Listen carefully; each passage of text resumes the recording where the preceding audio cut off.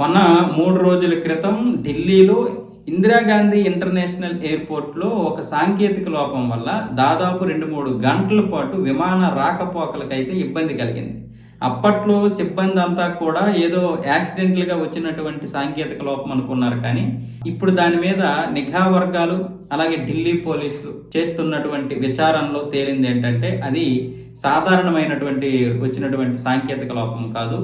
ఇది మన దేశ రాజకీయ నాయకుల యొక్క హైజాక్ చేయడానికి ప్లాన్గా భావిస్తున్నారు. ఆ వైపు కూడా ఇప్పుడు ఆ కోణంలో కూడా పరిశోధిస్తున్నారు, ఎంక్వైరీ చేస్తున్నారు. ముఖ్యంగా నరేంద్ర మోదీ ఫ్లైట్, అమిత్ షా ఫ్లైట్, అజిత్ దోవల్ గారి ఫ్లైట్, ఈ ముగ్గురు ఫ్లైట్లు ఏదో ఒకటి హైజాక్ చేయాలన్న విధంగా ఈ యొక్క కుట్ర జరిగినట్లు చెబుతున్నారు. దీని వెనక హమాస్ ఉగ్రవాదులు కూడా ఉన్నారు. ఇక్కడ పాకిస్తాన్కి చెందినటువంటి టెక్నాలజీ టీం అయితే హమాస్ ఉగ్రవాదులకైతే సపోర్ట్ చేసినట్లుగా నిఘా వర్గాలు అయితే భావిస్తున్నాయి. దానికి సంబంధించి కొన్ని ల్యాప్టాప్లు, ఫోన్లు కూడా దొరికాయి. దాన్ని కూడా ఇప్పుడైతే మన వాళ్ళు అయితే డీకోడ్ చేస్తున్నారు. వీటన్నింటి ఆధారంగా అయితే ఈ యొక్క అనుమానాలు అయితే బయటపడ్డాయి.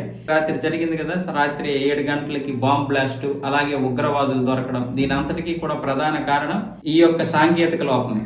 ఈ యొక్క అనుమానం రావడంతోనే మొత్తం ఏటీసీతో పాటు అన్ని నిఘా వర్గాలు, మన భద్రతా బలగాలు అయితే అప్రమత్తమై ఈ ఉగ్రవాదులు అయితే పట్టుకున్నారు. చివరికి మొత్తానికైతే నిన్న సాయంత్రం 7 గంటలకి గత 11 సంవత్సరాలుగా ఎప్పుడు జనావాసాల మీద అయితే ఇలాంటి దాడి జరగలేదు.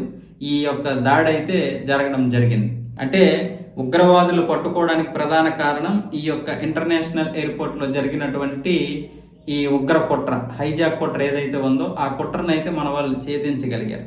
అంటే ఇప్పుడు ఉగ్రవాదులు ఏదైనా సరే చేయడానికి ప్రధాన కారణం ఏంటంటే ఆపరేషన్ సింధూర్లో వాళ్ళు ఓడిపోయారు. ఈ ఆపరేషన్ సింధూర్ అనేది వాళ్ళకి ఈగో హర్ట్ చేసింది. ఇప్పుడు బంగ్లాదేశ్ అలాగే నేపాల్ మొత్తం చుట్టుపక్కల కూడా ఉగ్ర స్థావరాలు ఏర్పాటు చేస్తున్నారు. ఇప్పటికే ఐఎస్ఐ కూడా బంగ్లాదేశ్లో ఒక పెద్ద ఆఫీస్ ఏర్పాటు చేస్తుంది. మహమ్మద్ యూనుస్ వాళ్ళకి అనుమతులు ఇచ్చేశాడు. ఇక బంగ్లాదేశ్ కూడా మనకి ఇప్పుడు పాకిస్తాన్ లాగే ప్రమాదకరమైనటువంటి దేశం. ఇది కాకుండా ఇప్పుడు నేపాల్ కూడా అదే విధంగా తయారవబోతుంది.